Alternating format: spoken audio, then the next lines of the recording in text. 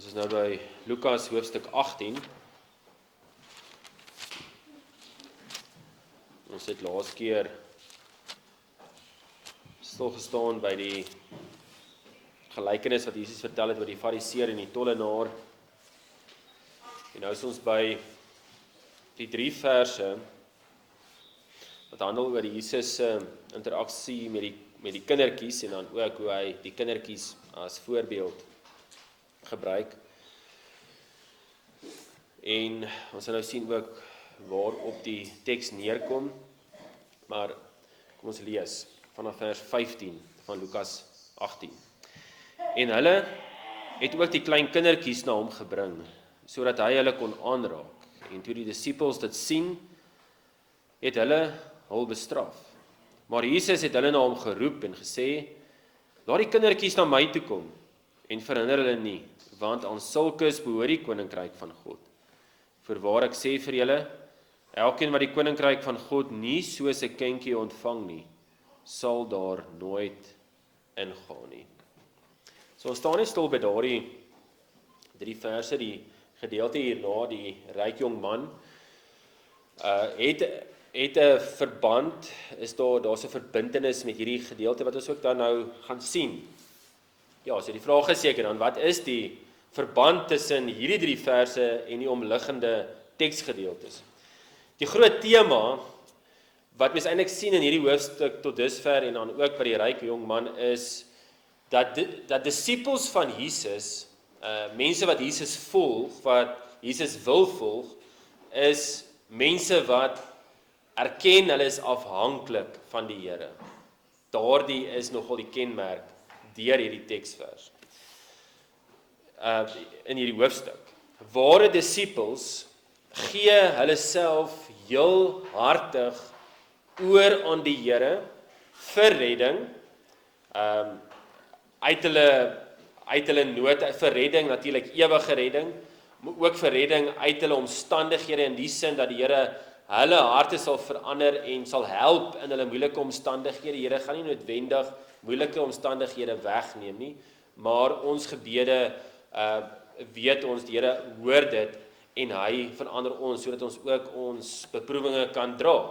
Dit is wat die Here doen. So hy is die disippels is afhanklik van die Here se redding en hulle vertrou op die Here se regverdige oordeel. Ons het dit nogal gesien by die weduwee, nê. Sy het gebid, dis nou die gelykenis wat Jesus daar vertel het oor hierdie onregverdige regter en hierdie weduwee, en sy het gebid dat en sy het gesmeek uiteindelik by die onregverdige regter dat hy haar saak sal hoor en hy het uiteindelik ingegee. So as 'n onregverdige regter dit sal doen, hoeveel te meer sal die Vader wat in die hemele is nie ons hoor, en uiteindelik as daar onreg teenoor ons gedoen word, vervolging van die kerk of in jou werksplek of wat se ongeregtigheid, dat daardie ongeregtigheid gestraf sal word, nie noodwendig nou nie, maar in ewigheid. So dit is wat disippels doen, hulle is afhanklik van die Here en hulle besef dit.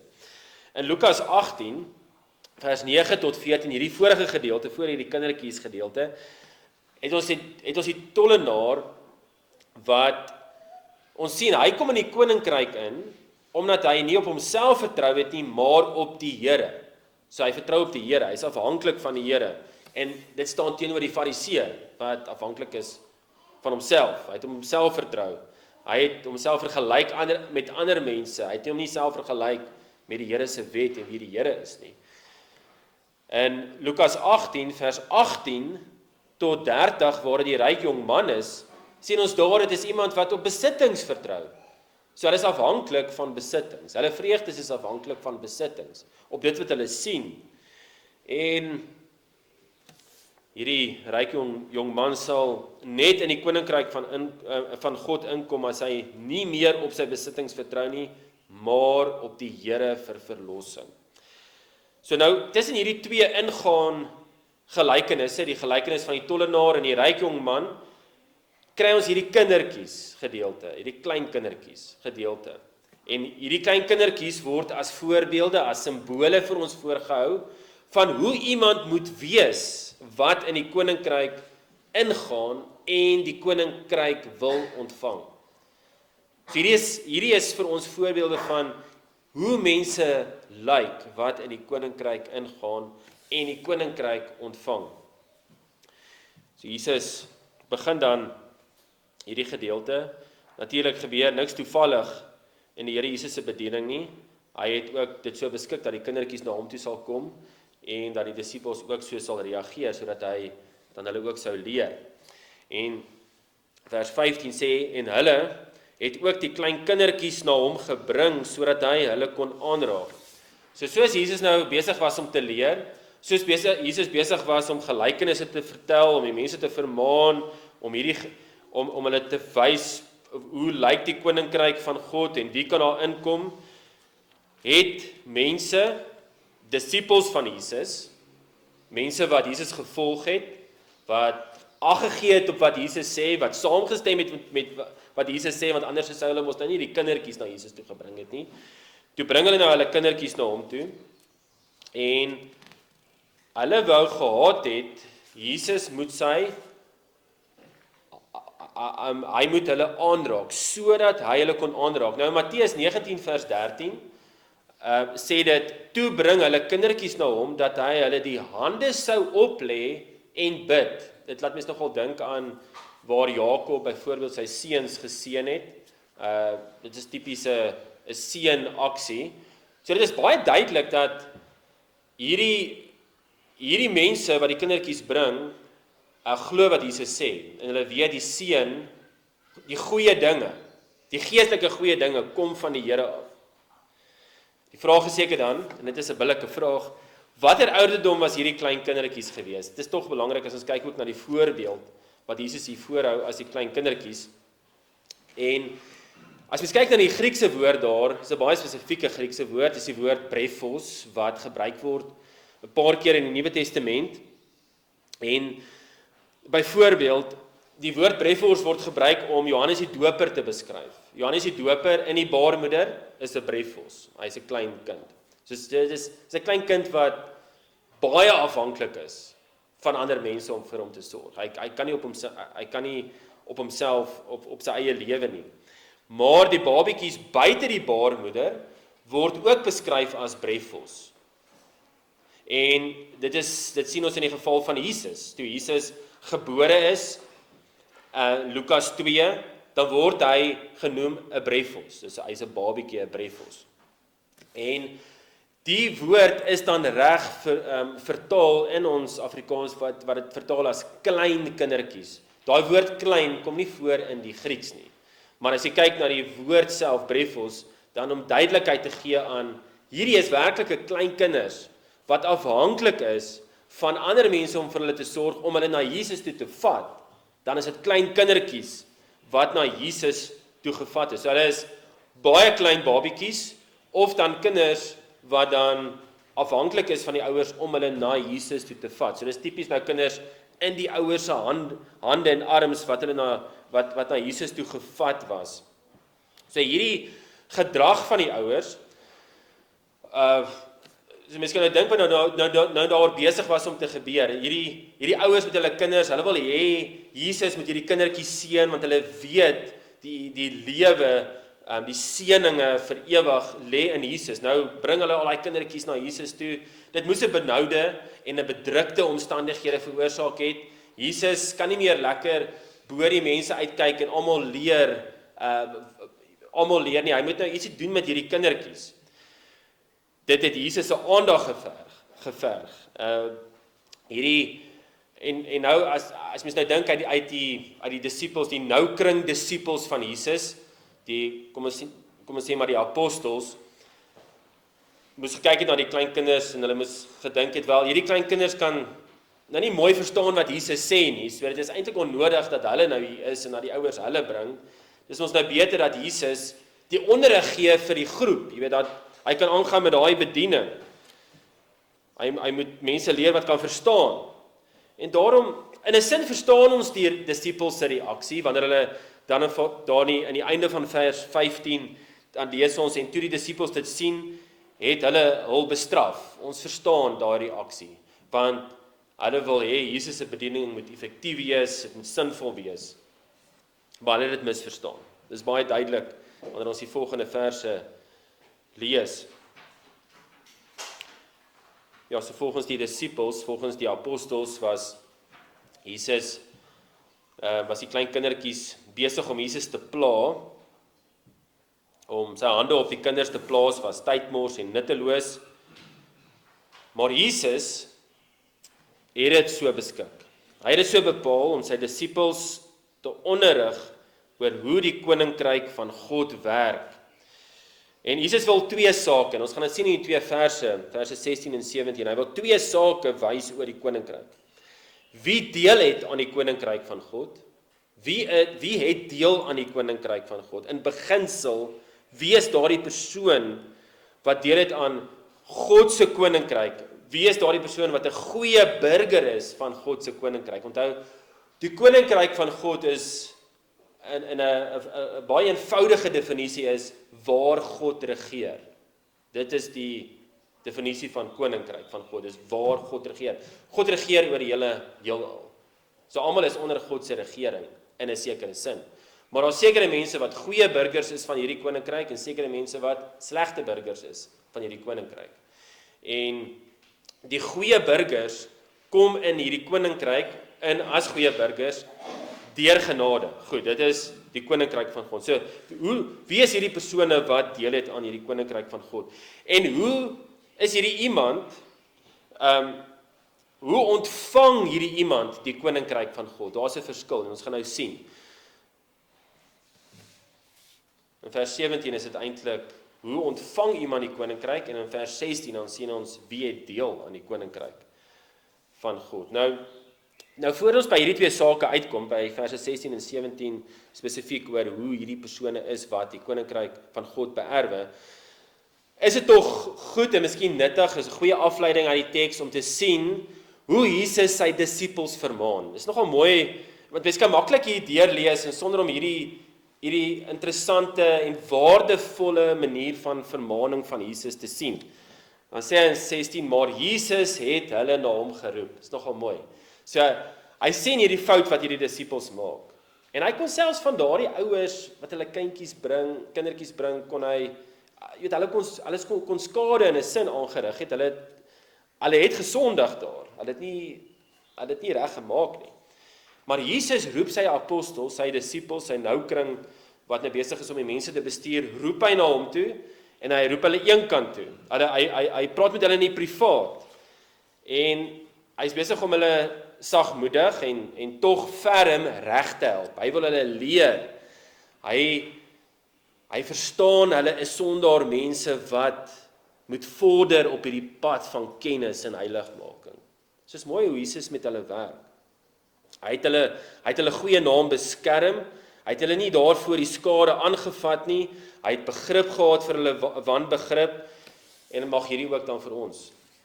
Hierdie liefde wat ons ook hier sien en hierdie wysheid, mag ons dit ook toepas in ons pad wat ons selfs met ons kinders en met ander disippels van Jesus stap.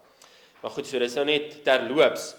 Dis nou nie die hoofsaak van hierdie teksgedeelte nie, maar as ons nou terugkom met daai twee sake, sien ons die eerste saak van wie deel het aan die koninkryk van God in vers 16, want daar sê dit en gesê, Jesus het gesê vir sy disippels, laat die kindertjies na my toe kom en verhinder hulle nie, want aan sulkes behoort die koninkryk van God.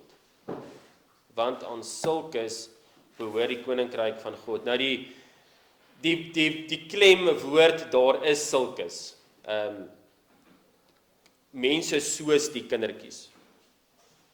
Laat die kindertjies na my toe kom en verhinder hulle nie, want aan sulkes behoort die koninkryk van God. Nou hierdie teksgedeelte wil nie eerstens vir ons leer dat alle kinders, kleinkindertjies noodwendig die koninkryk van God besit nie. Of so sekere afleidings gemaak word dat kinders nou ingeseën moet word deur Jesus nie. Of ingeseën moet word deur 'n predikant nie, want daar is sekere baptiste, charismatiese kringe waar hulle sê, maar hierdie teksgedeelte leer vir ons dat kinders ingeseën moet word, maar dit is glad nie wat hier geleer word nie. Die punt is dat wie het deel aan die koninkryk van God? Dit is die punt wat oorgebring wil word. Hier is nie 'n bevel vir predikante of enige iemand om hulle hande op kinders te lê en hulle te seën nie. Want as ons daai roete gaan afgaan, waar gaan jy eindig? Jesus het van Jerusalem na Jerigo toe geloop, Jesus het dit gedoen, daarom moet ons dit doen. Jesus het op die water geloop, daarom moet ons dit doen. Jesus het so met die fariseërs gepraat, so ons moet fariseërs gaan opsoek en so met hulle praat. Verstaan, dit maak nie sin nie. So ons moet uit die bevele van die Here se woord uitgaan. Maar wat ons wel kan aflei uit hierdie gedeelte, en dit is nogal belangrik, is dat Jesus tyd gehad het vir klein kindertjies. Hy het gesien hoe sy disippels, nou die breë kring disippels, die ouers, wat Jesus wil volg, wat Jesus glo, daardie kindertjies na hom toe bring. En hy sê nie, dis nie deel van sy bediening, kindertjies het nie deel van hierdie koninkryk nie, en hulle kan nie die seëninge ontvang nie, hulle kan nie die woord ontvang nie. Nee, Jesus is besig om daai kindertjies te ontvang en sy hande op hulle te lê en hulle te seën. Wat hy daardeur sê is, hierdie klein kinders moet gereken word as deel van die geloofsgemeenskap. Dis wat hy daardeur sê. En hulle het net soveel seëninge wat vir hulle daar is as die ouer mense in die geloofsgemeenskap. Wat Jesus ook daardeur sê, dit is ook deel van die implikasie van wat hy hier doen is dat ons oordeel in liefde. Dit is 'n baie belangrike beginsel in die skrif. Wanneer ons met mense in die gemeente werk, moet ons aanneem, as hulle Jesus bely, hulle is gelowiges.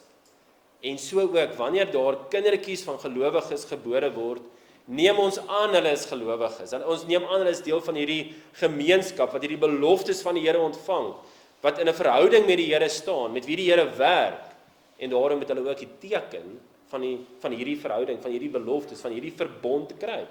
En daarom dat ons ook kinders doop. En dit is so, dat baie, as mens nou boeke oor die doop lees, of jy gaan lees Calvin of so aan, dan sal hy ook hierdie teksgedeelte aanhaal, en dit is die rede, soos wat ek dit nou verduidelik het. En dit is heeltemal in lyn met hoe die skrif geopenbaar word, in Genesis 17 vers 7, ons het laasweek Ouhardes gedoop, en ons het daar ook, toe Slabert gepreek het hy verwys ook na Genesis 17 en die Here se verbond en Handelinge 2, ek het ook daarna verwys. Maar as jy nou hoor, hoe die Here toe hy met Abraham gewerk het, om geroep het, daar uit sy heidendom uit, dan kom hy na hom toe en hy maak hierdie verbond met hom, hy maak hierdie belofte met hom, en hy sê vir hom, 17 vers 7 Genesis, en ek sal my verbond oprig tussen my en jou nageslag na jou, so dit is met jou en jou kind of kinders, en in hulle geslagte, so die kinders daarna, as 'n ewige verbond, om vir jou 'n God te wees, en vir jou nageslag na jou. Nou is dit net uniek tot die Ou Testament, en as die antwoord nee, die Here werk met sy mense, Handelinge 2, vers 39, ook in die Nuwe Testament, dan sien dit, want die belofte, dis nou die gawe van die Heilige Gees, die ene wat bekeer en so aan, want die belofte kom julle toe, en julle kinders, en almal wat daar ver is. So daai belofte gaan aan. Vir die Here sê, ons reken die kinders van gelowiges as deel van die gemeenskap, en dan glo ons ook die Here werk deur geslagte. Nie kop vir kop noodwendig nie, maar hy hou deur families, hou hy dan ook hierdie geloofslyn in stand. En ons is dankbaar daarvoor. En dit is wat die Here dan ook openbaar. En ons sien dit ook in Efesiërs 6 vers 4, waar dit sê, ouers onderrig julle kinders in die tug en die vermaaning van die Here. Dit is, as jy nie jou kinders as gelowig sien nie, gaan jy hulle nie onderrig in die tug en die vermaaning van die Here nie. Jy moet hulle sien as, hierso is die Here se kinders, en ek onderrig hulle as kinders van die Here, as kinders van die Vader. Daarom dat ons ook saam met ons kinders die Onse Vader bid. Jy gaan nie saam met jou kind die Onse Vader bid, as jy reken, hy's nie 'n kind van die Vader nie. Dit sal net werklike skynheiligheid wees, en eintlik baie wreed wees. Jy maak eintlik dan 'n fariseer groot. So dis een van die implikasies. Dis nie die hoofpunt van hierdie teksgedeelte, maar dis een van die implikasies wat ons kan aflei uit hierdie teksgedeelte. Maar die implikasie van wat Jesus hier doen met sy hantering van die kinders, is dat dat hy is besig om ons te leer wie deel het aan die koninkryk, en dis daai woord sulke, aan sulkes behoort die koninkryk van God. En daarom dat die klein kindertjies as simbool voorgehou word, dis die enigste manier hoe iemand in die koninkryk van God kan ingaan. Hierdie persoon, 'n sondaar, moet eers 'n kind wees. Jy moet 'n kind wees om in die koninkryk van God in te gaan. Nou dit beteken nie, as ek nou sê, jy moet 'n kind wees, dat jy fisies soos 'n kind moet wees. Dit beteken nie as jy nou volwasse is, dan moet jy een of ander pille drink, dat jy nou klein word soos 'n kind, of dat jy nou skielik, jy het nou normaal geëet met 'n mes en 'n vurk of 'n lepel of wat ook al, en nou moet jy skielik weer fopspeen suig nie. Dis nie wat gesê word nie. Die persoon moet die eienskap van kind wees besit. In daardie sin kan iemand net die koninkryk van God ingaan, 'n goeie burger van die koninkryk wees, as hy soos 'n kind is. En wat is hierdie eienskap? Wat is die eienskap van 'n kind wat 'n kind wees definieer? Maar kleinkinders nou, baie kleinkinders, babietjies, net so 'n bietjie ouer as babietjies. Dit is 'n persoon wat hulpeloos afhanklik is. Hy kan homself nie help nie. Hy is totaal en al afhanklik van iemand anderste. Dit is wat hier gesê word. En dit is wat 'n klein, nuutgebore, naakte kind is. Hy kan nie eers sy eie klere aantrek nie. Hy kan homself nie eers voer nie. Nou, anders, en dit is nogal tog interessant as mens kyk na die skepping, anders as ander skepsels, hou hierdie hulpeloosheid vir jare aan. Jy kry dit nêrens anders in die skepping nie. Hierdie hulpeloosheid, hierdie hulpelose afhanklikheid, dat jy nie jouself kan help nie, dat jy afhanklik is van ander, hou vir jare aan. Waar 'n kind het ander mense nodig. En hierdie eienskap is dit wat teenwoordig moet wees by enige persoon, oud of jonk, wat die koninkryk van God sal ingaan. Is iemand wat hulpeloos afhanklik van die Here is, wat besef hulle die Here nodig, dat hulle niks verdien nie, soos daardie tollenaar, wat dan ook sy afhanklikheid aan die Here bely. Dis die eienskap. So 'n kindweespersoon is iemand wat bely en glo dat hy van nature nie deel het aan die koninkryk van God nie, dat hy die ewige straf verdien, dat hy Jesus se kruisdood nodig het om deel te hê aan daardie ewige koninkryk van God. Dis vers 16. Nou bereik Jesus se onderrig, sy toppunt, om kind te wees, wanneer ons kyk na hoe die kind nou hierdie koninkryk van God ontvang. Want hierdie persoon wat soos 'n kind is, die koninkryk van God ontvang. So ons weet, 'n persoon wat soos 'n kind is, wat die koninkryk van God sal ontvang, hy moet hulpeloos afhanklik wees. Hy kan homself nie help nie. Hy is afhanklik van die Here. Vers 17 gaan dan oor na die volgende ene van iemand. Hoe moet iemand lyk dan? Hoe lyk daai ontvang van die koninkryk? Hy hoor die koninkryk, hy hoor hierdie goeie nuus van Jesus. Hoe ontvang hy dit? Wat is sy reaksie?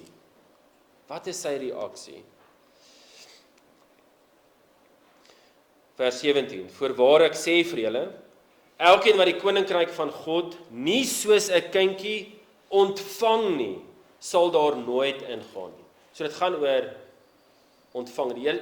Vers 16 is hulpeloos afhanklik. Ek is 'n sondaar, ek het die Here nodig. En nou hoor ek hierdie goeie nuus. Nou hoe ontvang ek dit? Nou ten minste 4 wat mens hier kan sien of kan aflei uit hoe kinders is. En die ene is onbeperkte vertroue.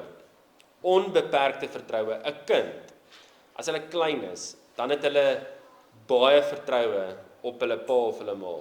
Het julle al gesien, as jy 'n kind op 'n muurtjie sit, 'n klein kind, en jy sê hulle moet spring, dan spring hulle.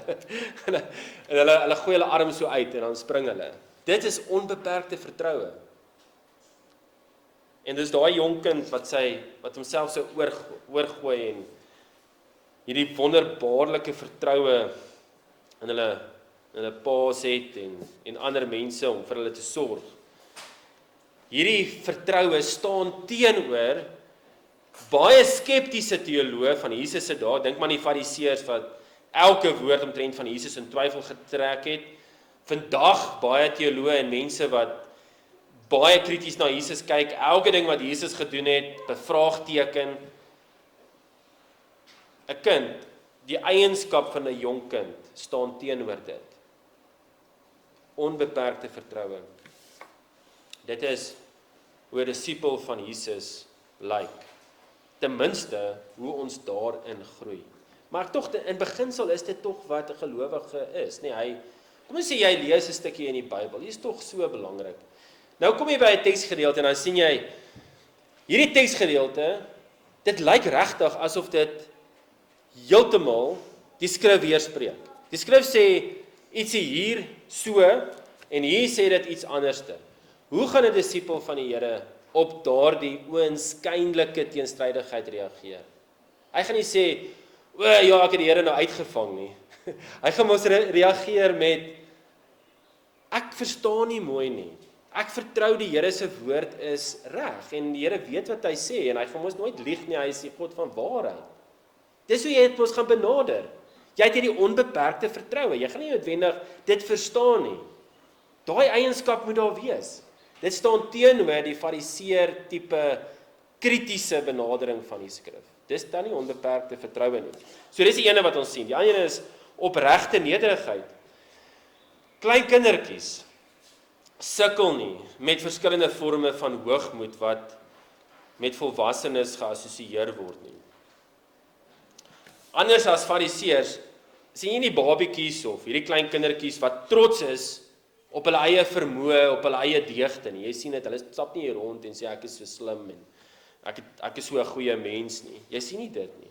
Dit staan teenoor daai Lukas 18 vers 11, net die vorige gedeelte waar dit sê, en die fariseer het gaan staan en by homself so gebid, o God, ek dank U dat ek nie soos die ander mense is nie, rowers, onregverdiges, egbreekers of ook soos hierdie tollenaar nie. Daar is ook nie by die klein kinders die hoogmoed van kennis nie. Kinders is leerbaar. Kinders is leerbaar. Dit is alles deel van daardie opregte nederigheid. Iemand wat besef dat hulle geleer moet word. En klein kindertjies weet dit. Jy weet, hulle luister met aandag. Al die klein kindertjies as die ouers praat. Jy weet, daar is daai aandag wat hulle gee, want hulle moet nou leer. So dis die tweede eienskap. Die derde ene wat mens ook by kindertjies kan sien is onbevlekte ontvanklikheid. Nou, ontvanklikheid beteken jy is besig om te ontvang, né? Jy in onbevlek kan mens dan amper sê is iemand wat nie huiwer nie. Dit is ook nie, jy ontvang nie met 'n bietjie 'n skeptiese sin van hoekom het jy dit vir my gegee nie. As jy ietsie gee vir 'n klein kind, 'n sweetie of wat ook al, dan gryp hulle dit. Jy weet, hulle het geen huiwer nie. Hulle het nie daai agterdog nie. Daar's nie twyfel by hulle nie. En hulle gee dit ook nie sommer terug nie. So hulle het dit werklik gevat en hulle hou dit. 'n Kind vat sy kos, hy vat sy ouers se liefde en sy beskerming, want dit word gegee. Hulle ontvang dit. Hulle begin nie wonder of hulle dit verdien of dat hulle hierdie sorg sy aandag verdien nie. So hulle sê nie, is ek werd om hierdie te ontvang nie. En dit is tog die eienskap van die disippels van Jesus wat die koninkryk van God beerwe is, as hulle sê, ek het hierdie vrylik ontvang, ek is dankbaar vir dit. Ek het dit ontvang en ek wil dit hou. Dis nie, jy sê nie ek is dit nie werd nie. In die sin van jy meet jou goeie werke teenoor hierdie genade nie. En natuurlik moet ons ook elkeen daarin groei, want so met sondaar mense, hoe langer hoe meer hierdie vrye genade in Jesus omhels, En dan nog 'n eienskap van iemand wat die koninkryk van God ontvang is onbeskaamde liefde. Onbeskaamde liefde. Dis nie klein kindertjies wat as die ouers aan hulle ietsie gedoen het, jy weet liefde aan hulle bewys het, of as die kindertjies bly is of wat ook al, of hulle het ietsie ontvang, dan wys hulle baie maklik liefde terug, glimlag of wat ook al. Hulle is nie skaam daaroor nie. Hulle kyk nie eers rond of hulle moet liefde terugbewys nie. Hulle doen dit nie. Hulle kyk nie met agterdog na hierdie geskenk nie. Hulle wys dadelik hierdie liefde terug. En ons sien dit nogal in die skrif van disippels, 1 Johannes 4 vers 19, waar dit sê, en ons het hom lief, omdat hy ons eerste lief gehad het. Ons het hom soos 'n kind lief. Ons het hom onbeskaamd lief, omdat hy ons eerste lief gehad het, en dit wat ons ook langer hoe meer kan sê, want Jesus het ons eerste lief gehad. Ja, so ons moet nie dink dat 'n kind na God kan gaan totdat hy 'n man is nie. Maar 'n man kan nie met God versoen word as hy nie soos 'n kind is nie. Ons moet ondertoe groei totdat ons soos 'n kind word. Dit is wat Jesus hier vir ons leer. En ek sluit af met 2 teksgedeeltes wat ook hierdie punte benadruk. Johannes 3 vers 3. Voorwaar ek sê vir jou, as iemand nie weergebore word nie. So dink mooi daaroor. Ons natuurlik is die afleiding hierso die Heilige Gees wat iemand 'n nuwe hart gee, maar gebore word. Dit beteken jy moet soos 'n kind word. In daardie sin. Dit is natuurlik 'n afleiding. Hy kan nie die koninkryk van God sien nie. So wedergeboorte bring mens by die beeld van jy is afhanklik van die Here. Jy is soos 'n babietjie wat gebore is. Matteus 18 vers 3. Voorwaar ek sê vir julle, as julle nie verander en soos die kindertjies word nie, sal julle nooit in die koninkryk van die hemele ingaan nie. Kom ons bid.